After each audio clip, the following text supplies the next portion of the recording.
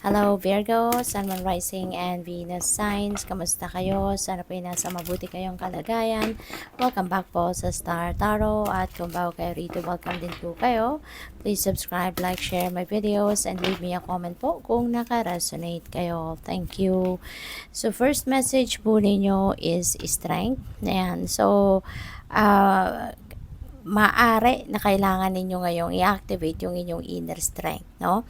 Pwede rin na meron kasing sitwasyon ng iba siguro sa inyo na medyo challenging, kaya kailangan na magpakatatag kayo, kailangan ninyo na tibayan ninyo ang inyong loob, huwag kayong panghinaan ng loob, at kung ano man ang problema or any challenging situation na maaari na experience ninyo sa ngayon, isipin ninyo na lahat ng problema may solusyon. Okay?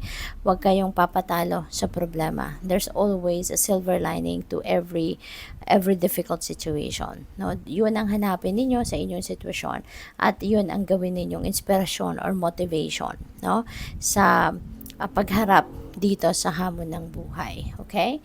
At saka isipin ninyo, no, na lahat ng yan may rason, lahat ng yan may dahilan, no, ang universe, kaya nangyayari ang mga bagay na yan, kaya magpakatatag lang kayo, pasasaan ba, at mahahanap nyo din yung solusyon. Always think positive, okay, para nang sa gayon positibo ang mga pangyayari, positibo yung mga sitwasyon na maa-attract ninyo towards you. At saka alagaan din ninyo ang inyong physical body, ang inyong katawan, no? Take care of yourself, take care of your health, your mental health, yung physical health ninyo, alagaan ninyo. Kasi you also need strength. You also need physical strength. Aside from inner strength, you also need physical strength para na magampanan ninyo mga bagay, mga dapat ninyong gawin, no? Sa mga bagay na ito, mga pangyayaring ito na kinakaharap ninyo. Okay? We have 6 of Spells. Wow. So, napakaganda nito kasi this is victory. So, feeling ko kung ano man ang problema na kinakaharap ng ninyo, Virgo, sa ngayon, you will be able to find a solution to it. There's going to be a breakthrough na paparating at mapagtatagumpayan mo to. And maybe with the help of other people. Siguro there are going to be supportive people around you as well na yan ang susuporta sa'yo, sila yung tutulong sa'yo para na tawag dito, para na ma-solve mo, no, kung ano man ang mga problemang ito na maaring kinakaharap ninyo. Okay? At saka, pwede rin na you're going to celebrate that success. Pwedeng all on your own na pagtagumpayan ninyo to, pwedeng all on your own na pagsikapan mo ang mga bagay na to, at yun, you are going to succeed, no, and you're going to celebrate that success with other people, 'di ba? Kasi siguro din meron din mga tao sa paligid ninyo na ano man ang inyong sitwasyon, nandiyan sila, nakasuporta sila, chini-cheer ka nila, yung ganon. So, what else? We have Child of Spells. Ayan. So, pwede na ang iba sa inyo rito, may mga balita na makakamit or matatanggap sa ngayon, Virgo, which is related to money, related to abundance and prosperity. Kasi yung money, this signifies financial success. This signifies abundance and prosperity. So, pwede ng baka mayroong mga balitang paparating na related to opportunities na pwedeng magdadala sa inyo ng kasaganaan sa pera. Pwedeng meron ditong dadating na oportunidad, no, na maghahatid ng kayamanan or maghahatid ng kaperahan, 'di ba, sa inyo, Virgo. Okay? So, tignan natin kung ano pa yung ibang mensahe po para sa inyo, Virgo. And by the way, Virgo, thank you for being here. Thank you for subscribing. And if you haven't subscribed yet, subscribe na po kayo. Thank you. So, next message ninyo is release your blocks. Okay? So, baka, Virgo, nagne-negative thinking kayo. Kasi si Virgo, normal sa inyo, 'di ba? Na nag-overthink kayo, nag-overanalyze kayo. Yung kasi kayo, very analytic, no, na pagkatao. Kaya maaari na overthinking ito. Yung blockage ninyo is overthinking. So, siguro, it's about time na natanggalin nyo na, no, yung blockage na to. Kasi this is yung negative, yung overthinking, overanalyzing things, diba? That will cause you stress, that will cause you anxiety, that will cause you to attract, more negative situation sa buhay ninyo. Kaya, let go muna, no, as much as possible. Let go of those, overthinking na yan. I-let go nyo na yung, ang tawag dito, yung negative energy na yan, because it can stand in between you and success, in between you and your abundance. It can stand between you and good things, no, na sana ipaparating sa inyo. Kaya tanggalin nyo na yon, no? Release your blockage, okay?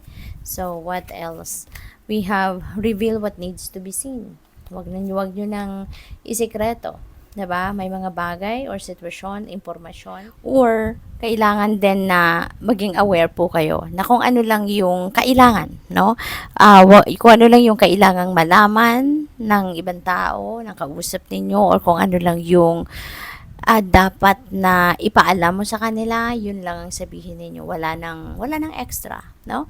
Wala nang extrang impormasyon na ibibigay, kumbaga, no? So kung ano lang yung kailangang ipaalam, i-limit nyo lang yung impormasyon doon, no? So kung ano lang ang mga bagay na kailangan lang na sabihin, kailangan lang na ipakita, 'di ba? Yung ganon. So what else? We have trust the universe. Ayan. Kung nagtitiwala kayo, no, sa divine universe, you can expect that things will be placed in its right places. Okay? Magtiwala lang kayo sa universe. May mga bagay kasi na nangyayari sa buhay na, alam mo yun, parang hindi maiwasan na questionin natin, 'di ba? Pero hindi na natin kailangan gawin 'yon, 'di ba? Kasi basta alam natin na lahat na nangyayari sa mundo is God's will. Lahat ng nangyayari sa buhay natin, that is part of the divine plan, that is part of our life's journey, no? May mga sitwasyon na even if it doesn't seem right, even if it doesn't seem like favorable sa atin, pero when it happens, ibig sabihin na that is meant to happen, 'di ba, sa buhay natin. Kaya ibigay na lang natin yung tiwala natin sa universe kasi meron siyang divine plan para sa atin. So wag na nating kontrahin, wag na nating questionin, 'di ba? Magtiwala na lang tayo.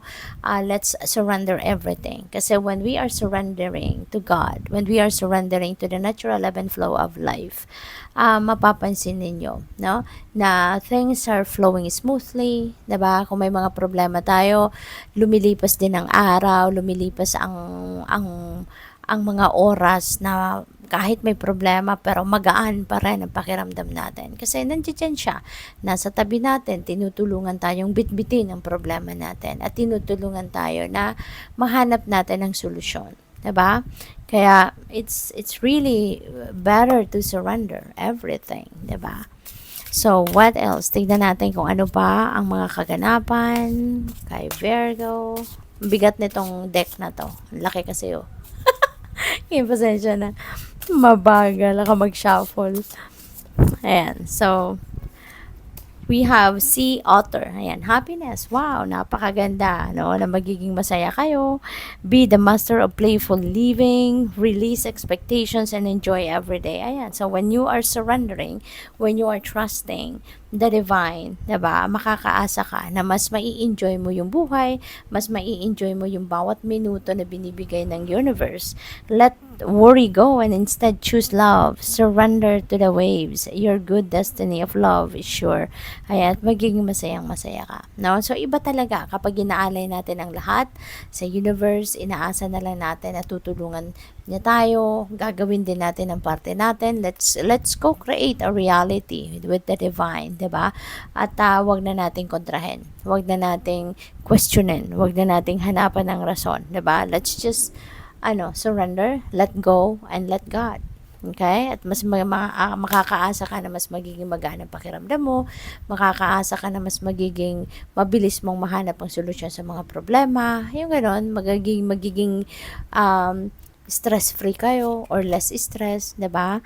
Grizzly bear, power, I am indestructible. Wow, napakaganda. Kung ito yung isa sa puso ninyo, no, na walang walang makakasira sa inyo, walang makaka-intimidate sa inyo, walang makakapagpatibag sa inyo. I honor my intuition and go where it leads. Love and gentleness are my real strength and I never give up. I will succeed. Wow, napakaganda.